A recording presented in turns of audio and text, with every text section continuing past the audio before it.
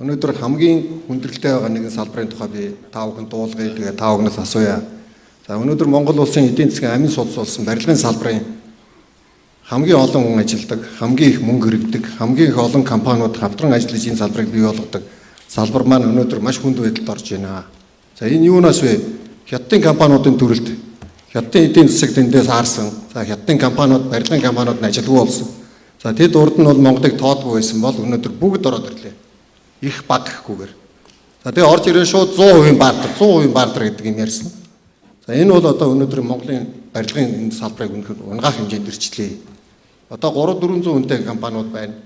За 20-30 хүнтэй жижиг баригадууд явж байна Хятадын. За энэ барилгуудаар ороод ерөөсөө тийм яриад явж байна.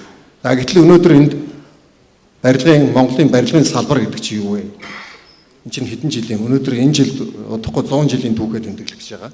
А гэтэл бид нар өнөөдөр яг энэ ойн дээр нэг юм эмгэнэлтэй байдалтай хүрээд байгаа шүү. Та бүхэн бас мэдж байгаа байх гэж ойлгож байгаа. Тэгээ энэ яагаад ийм байдал төрвэ? Бид одоо юу гэдэг гадаадын хөрөнгө оруулалт гэдгээр одоо эднийг бид нар гадаадын хөрөнгө оруулалт гэж бодох ёстой юм уу? Эсвэл одоо гадаадын хөрөнгө оруулалт гэдэг нэгдгээр бид нар бүх үе таалгаа нээх ёстой юм уу?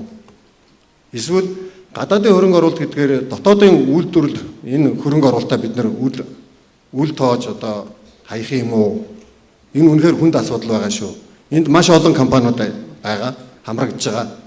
За энэ тэгээд ажиллаж байгаа олон залуучууд бий.